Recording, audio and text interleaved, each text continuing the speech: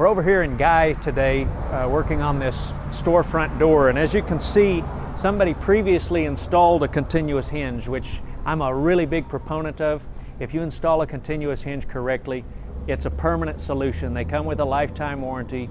There's nothing better on the market for a high use and high abuse opening than a continuous hinge today in 2020. And there's nothing on the horizon to replace this as the best option for high use doors.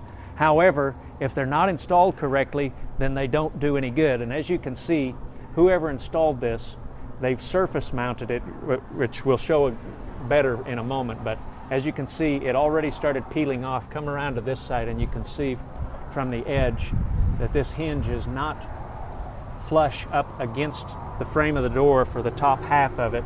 And then they've closed up the gap down on the bottom corner. The reason that that is the case is because they surface mounted it instead of through bolted it.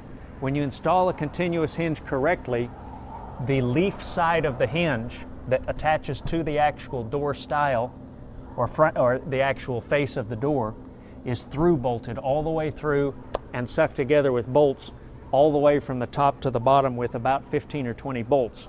But as you can see, look at this. There's not a single bolt all the way through except for these self-tappers that somebody came in and pushed all the way through the door, which is, again, here for a tall person, that's a definite safety hazard to have that screw head poking through where you can run your forehead into it or something. Unfortunately, because this continuous hinge was installed entirely incorrectly, it has to be replaced. There's no fixing it at this point. They've worn the bushings out and stuff because it's not supported correctly. So we've got to come in and put a new one in. When we do this correctly though, it will never have to be done again. Unless somebody runs a car through this storefront, that continuous hinge is a permanent solution, and we'll show you what a proper installation looks like when we get done, so that you know if you have a continuous hinge installed on a door, whether it be an aluminum storefront or a hollow metal door or a wood door, they're good in all those applications. If you have a continuous hinge installed and you don't see bolts all the way through the leaf of the door when you get done, don't let the installer leave. Make them do it right, because you will have this problem in no time. Okay, we've got the original hinge off, and you can see Joey's holding the door for us here. We've got that off. What we usually do is we measure back an inch for this particular style of hinge, a full surface continuous hinge. We measure back an inch to have a reference point at the top and the bottom to get that nice and plumb all the way up and down the frame. That's the way that we do it. It's not really necessary, but we just like to have everything nice and plumb and look nice, as well as function correctly. So that keeps it straight with the existing frame and everything when we come in, so we've got nice straight lines as we're finishing up. Okay, now we've got this hinge aligned. What we do is we shim an 1/8 inch off of the top edge of the frame. We shim an 1/8 inch down for the top edge of the frame to leave our gap at the top of the door. And as I stated, we've already put our little reference point up and down the edge of this side of the frame. So we are an inch off there. We got a nice straight line to go down, so this thing looks nice once we get done installing. And we put a screw in the top and one on the bottom, so we got the thing straight, and now just work down with these self-tapping screws. This next little trick is helpful for gauging off the hinge edge of the door. We take some tape and some pennies, just 2 or 3 is plenty, and we're going to tape these. You can do it to the hinge edge of the door, or you can tape them right to the frame so that you've got that space that you need, which is about a 1/16 of an inch gap between the frame and the hinge edge of the door. Now, as you can see, we got these pennies taped, just like I was telling you, up and down the edge of this frame. We'll set that door into this frame opening, and then we'll be able to wedge over from this side up against those pennies and preserve the right gap all the way around the door. Okay, we have this door set into our frame now, up against the pennies that we've used as a shim against the hinge edge.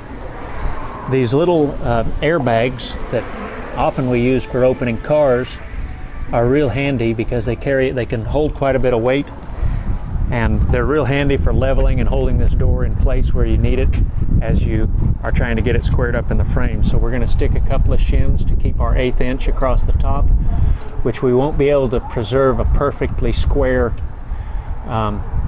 line around the edge of this door on account of some sagging on this old door. It's not going to affect the operation of it. It'll just, the gap will get a little bit wider as you come over to the opening edge of the door, but that's all right.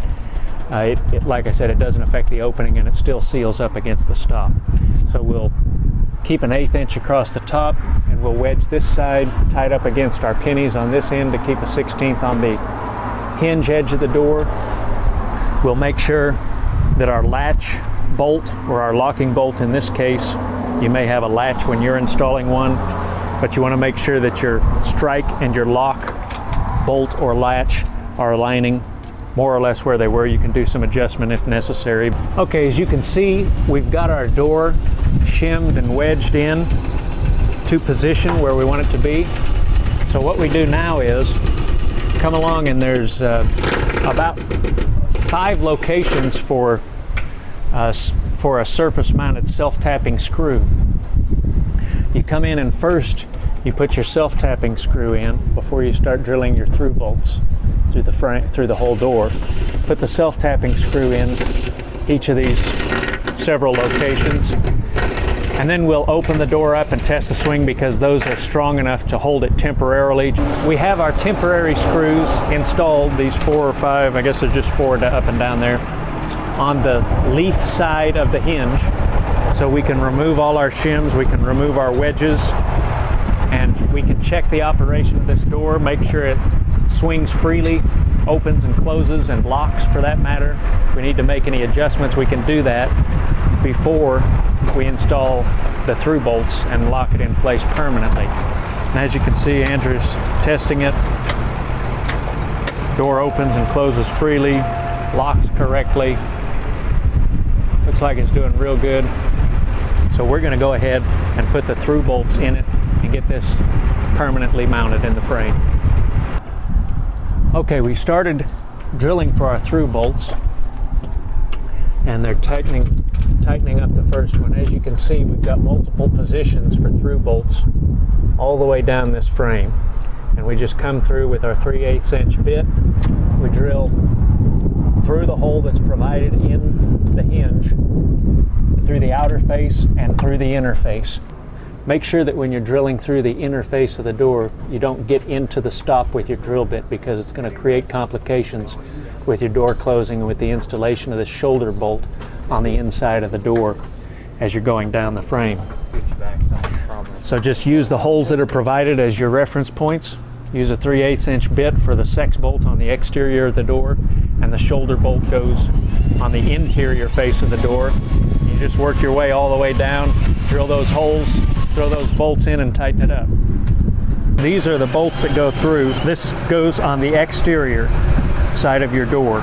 This goes through the leaf portion of the hinge, and then this shoulder bolt goes through the interior side of the door and screws into the sex bolt there.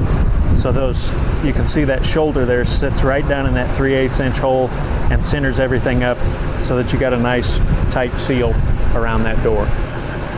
All right, we've got this hinge fully installed. As you can see, our through bolts in all these positions. We filled all of these holes with through bolts up and down the full length of the frame there, or the full length of the leaf of the door and the full length of the frame of the door. All that we lack here now are the face caps that cover these holes so you can't remove them, or so that you can't remove the screws. The frame portion of the hinge cap cannot be removed once it's installed. It has to be destroyed in order to remove it. The leaf side of the hinge that cap can be removed for adjustment in the future if that became necessary, which is virtually never. We've checked the operation of this. The door locks and unlocks freely, which it was not doing before because of the way that the hinge had moved and settled. This door opens and closes freely the way that it's supposed to. No dragging, no sagging, no hitting on the stile. Nowhere is it rubbing on the frame or the threshold, which it was before. You can see the rub mark from the threshold. You can see where the door was sagging over and it was striking the stile here. So that is the proper way, and as you can see, we now have through bolts all the way down the length of the edge of the door. Okay, we're installing this cover, cap, trim, whatever you want to call it, over the frame portion of the hinge. And what this does is, I already started, or we would have shown you, get that flush with the top of your hinge there, and this just taps on. Use a rubber mallet or something non-marring. Go ahead and you can get started on that. He's already got it halfway done, and it just taps on. And now I'm going to show him these teeth here. There's these little ridges. They're really hard to see because they're small, but they're very secure. Once this snaps into place, that won't come off. Okay, this is the cap. This is the cap for covering the screws on the leaf portion of the hinge. And this is made so that it can be removed if necessary. As you can see, it's got a little lip here and a little lip here, and it has a place for a couple of set screws, one up here and one down there. The way that this works is you hook this outside lip here along the edge of it. Make sure you're flush more or less at the top, even though this can be moved, so it's not that critical. Hook it over the top, over the outside edge like this, all the way down, and then just give it a tap all the way down, and it'll work itself right into place. Just make sure you've got it all the way over. Otherwise, you can kind of booger up the lip. Now, when it's fully installed, it should kind of slide up and down. There's a couple of set screws, these little hex head set screws, that will tighten up right into those holes.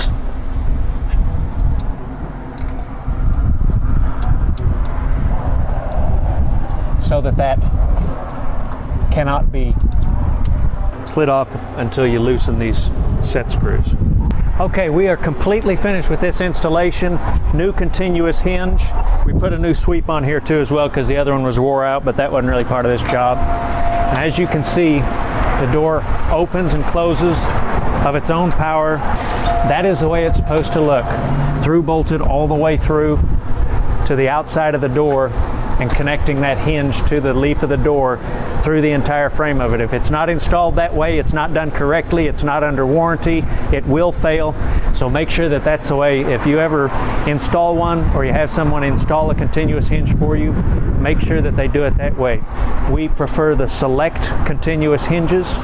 They make a really good product, nice clean instructions included in every package, and we supply those when we install one.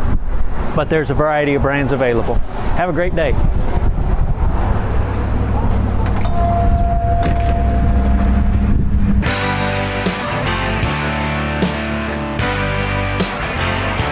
I changed the lock on my front door so you can't see me anymore. This is my favorite part.